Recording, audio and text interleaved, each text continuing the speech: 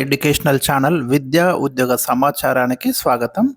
Daily GK with current అఫైర్స్లో ఇవాళ 323 video. ఈరోజు latest current affairs discuss చేయబోతున్నాం. ఇలాంటి లేటెస్ట్ డైలీ అప్డేట్స్ కోసం ఛానల్ని సబ్స్క్రైబ్ చేయండి, వీడియోను లైక్ చేయండి.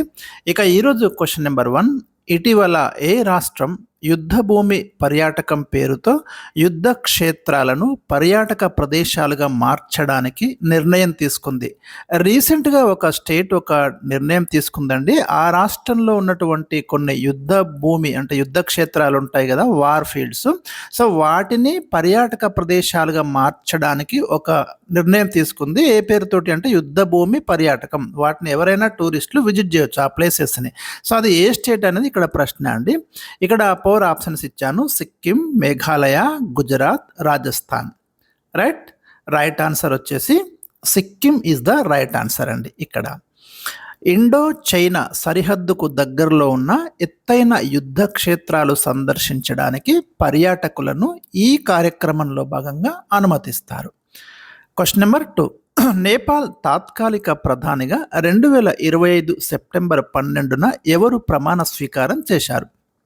రీసెంట్గా నేపాల్ యొక్క బాధ్యతలు అయితే మరొకరికి అప్పగించడం జరిగింది. ఎందుకంటే అక్కడ పౌర తిరుగుబాటు జరగడము, సామాజిక మాధ్యమాల్ని ప్రభుత్వం నిషేధించడంతో పెద్ద ఎత్తున తిరుగుబాటు జరిగి మరి అక్కడ ప్రధానమంత్రి కూడా రిజైన్ చేయడం, ఇవన్నీ కూడా జరిగిపోయినాయి. తాత్కాలిక ప్రధానిగా మనకి జస్టిస్ సుశీలా కార్కి విశ్రాంత ప్రధాన న్యాయమూర్తిని అయితే ఇప్పుడు తాత్కాలిక ప్రధానిగా అక్కడ అపాయింట్ చేయడం అనేది జరిగింది.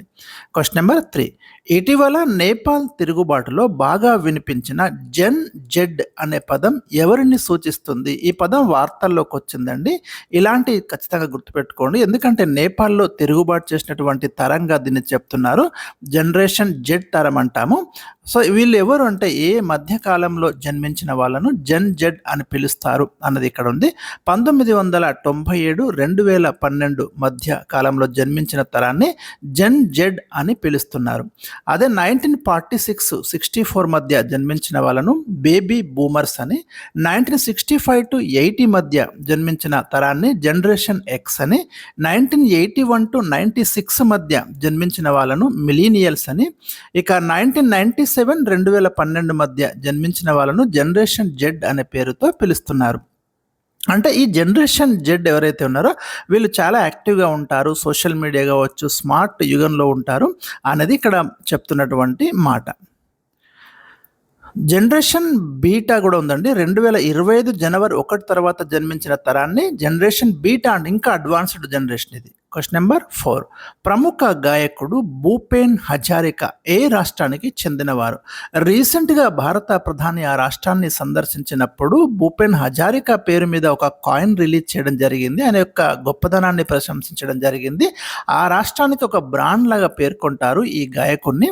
మరి ఏ రాష్ట్రానికి చెందినవారు? బీహార్, రాజస్థాన్, పంజాబ్, అస్సాం. 4 ఆప్షన్స్ ఉన్నాయి.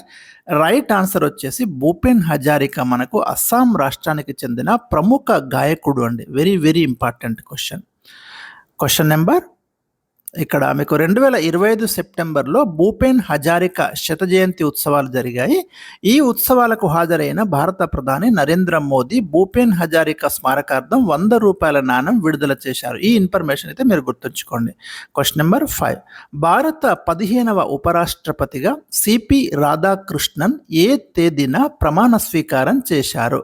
రీసెంట్గా మనకు వైస్ ప్రెసిడెంట్ ఎన్నిక జరిగింది.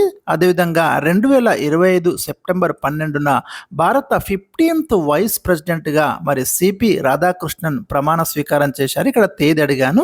తేదీ వచ్చేసి మనకి 2025 సెప్టెంబర్ 12న ఈ ప్రమాణ స్వీకారం జరిగిందండి. 15వ ఉపరాష్ట్రపతిగా మీరు గుర్తుంచుకోండి, ఎందుకంటే గతంలో ఒక క్వశ్చన్ ఇచ్చినప్పుడు మీకు 17వ ఉపరాష్ట్రపతిని కూడా ఇవ్వడం జరిగింది. ఇక్కడ వ్యక్తుల పరంగా చూసినప్పుడు మీకు 15 అవుతారు. పదవుల పరంగా ఎందుకంటే కొందరు 2 సార్లు పదవులు నిర్వహించినారు, అట్లా చూసుకున్నప్పుడు మీకు 17 అవుతారు. కాకపోతే మీకు మ్యాక్సిమం అన్నిట్లో 15 ఇస్తున్నాడు కాబట్టి మీరు దానికి ఫిక్స్ కండి. జనరల్గా ఇట్లాంటి ప్రశ్నలు అడగడం లేదు, ఎందుకంటే 2 ఆన్సర్స్ డ్యూయల్ ఆన్సర్స్ ఉంటాయి కాబట్టి ఇబ్బంది ఏం లేదండి. No problem, no issue. Question number 6. అదేవిధంగా మీకు సిపి రాధాకృష్ణన్ గురించి తమిళనాడు రాష్ట్రం నుండి ఉపరాష్ట్రపతిగా ఎన్నికైన 3వ వ్యక్తి అండి. ఇదివరకే 2 పనిచేశారు, 3వ వ్యక్తి. Question number 6. Global peace index 2025 ప్రకారం ప్రపంచంలో అత్యంత శాంతియుత దేశం ఏది? చాలా పీస్ఫుల్ కంట్రీ ఏది ప్రపంచంలో? రీసెంట్ 2025 గ్లోబల్ పీస్ ఇండెక్స్ ప్రకారం ఇక్కడ 4 ఆప్షన్స్ ఉన్నాయి. Finland, Iceland, Norway, Denmark. Right answer Iceland is the right answer అండి. ప్రపంచంలో అత్యంత శాంతియుత దేశంగా ఉంది. అతి తక్కువ శాంతి ఎక్కడుంది అంటే రష్యాలో ఉందండి. ఇక ఇండియా ప్లేస్ ఎంత అంటే 115వ స్థానంలో ఉంది ఇండియా. ఈ రిపోర్ట్ ఇచ్చింది Institute of Economics and Peace, సిడ్నీలో ఉంది, ఆస్ట్రేలియాలోని సిడ్నీకి చెందిన ఈ సంస్థ రీసెంట్గా మనకు ఈ రిపోర్ట్ ఇవ్వడం అనేది జరిగింది. ఇండియా ప్లేస్ గుర్తుంచుకోండి, 115వ స్థానం. Question number 7. 2025 ప్రపంచ బాక్సింగ్ ఛాంపియన్షిప్ పోటీలలో స్వర్ణం సాధించిన భారతీయ మహిళా బాక్సర్లు ఎవరు? రీసెంట్గా జరిగాయండి ప్రపంచ బాక్సింగ్ ఛాంపియన్షిప్ పోటీలు. దాంట్లో మనకు మీనాక్షి అండ్ జైస్మిన్ ఇద్దరు కూడా మనకు స్వర్ణం సాధించి రికార్డు సృష్టించడం జరిగింది. గతంలో ప్రపంచ బాక్సింగ్ ఛాంపియన్షిప్ పోటీలలో స్వర్ణం సాధించిన మహిళా బాక్సర్లు ఎవరున్నారంటే మేరీ కోమ్, నిఖత్ జరీన్, సరితాదేవి, జెన్నీ, లేఖ, నీతూ, లవ్లీనా, స్వీటీ. ఇప్పుడు రీసెంట్గా మనకు మీనాక్షి అండ్ జైస్మిన్.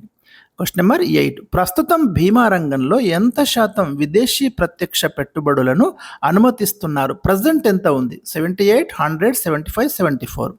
ఎఫ్డిఐలు, ఇన్సూరెన్స్ సెక్టార్లో ఎఫ్డిఐలను ఎంతవరకు మనం పర్మిట్ చేస్తున్నాం? ప్రజెంట్ అయితే 74% ఉందండి. దీన్ని పెంచాలనే ఆలోచన అయితే చేస్తున్నట్టు తెలిసింది ప్రభుత్వం. Question number 9. 2025 సెప్టెంబర్ 14న వెదురు ఆధారిత ఇథనాల్ ప్లాంట్ను భారత ప్రధానమంత్రి నరేంద్ర మోదీ ఎక్కడ ప్రారంభించారు? వెదురు ఆధారిత అండి, ఏదైతే మనకి వెదురు ఉందో ఈ వెదురు ఆధారిత ఇథనాల్ ప్లాంట్ను రీసెంట్గా మనకు స్టార్ట్ చేశారు భారత ప్రధాని. ఇది ప్రపంచంలోనే 2వ తరంలో నిర్మించిన మొట్టమొదటి బయో ఇథనాల్ ప్లాంట్ అని చెప్తున్నారు. ఇథనాల్ను మనం పెట్రోల్లో అయితే కలుపుతున్నాం. సో అది ఎక్కడ మనకు రీసెంట్గా స్టార్ట్ చేశారంటే గోలాఘాట్ జిల్లా అండి, అస్సాంలోని గోలాఘాట్ జిల్లాలో రీసెంట్గా భారత ప్రధాని దీన్నైతే మనకు ఇనాగ్రేషన్ చేయడం అనేది జరిగింది. Question number 10. అంతర్జాతీయ అక్షరాస్యత దినోత్సవం ఏ తేదీన జరుపుకుంటారు? ఇక్కడ 4 ఆప్షన్స్ ఉన్నాయి చూడండి. September 16, September 8, September 27, September 25. అంతర్జాతీయ అక్షరాస్యత దినోత్సవం, international literacy day. Right answer వచ్చేసి సెప్టెంబర్ 8 అండి. మనము ప్రతి సంవత్సరం సెప్టెంబర్ 8ని అంతర్జాతీయ అక్షరాస్యత దినోత్సవంగా జరుపుకుంటున్నాం. మరి 2025 థీమ్ ఏంటిదంటే మనకు డిజిటల్ యుగంలో అక్షరాస్యతను పెంపొందించడం అనేది మనకి 2025 వరల్డ్ లిటరసీ డే యొక్క థీమ్. సో ఇవి నేను మీకు ఈరోజు ఇచ్చినటువంటి ముఖ్యమైన తాజా లేటెస్ట్ కరెంట్ అఫైర్స్ అండి. మరికొన్ని కరెంట్ అఫైర్స్ తోటి నెక్స్ట్ వీడియోలో మీ ముందుకు రావడం అనేది జరుగుతుంది. తప్పకుండా మీరు డైలీ ఫాలో కండి. ఖచ్చితంగా చాలా important questions, stock GK, standard GK questions కూడా కవర్ చేయడం అనేది జరుగుతుంది. Thank you for watching.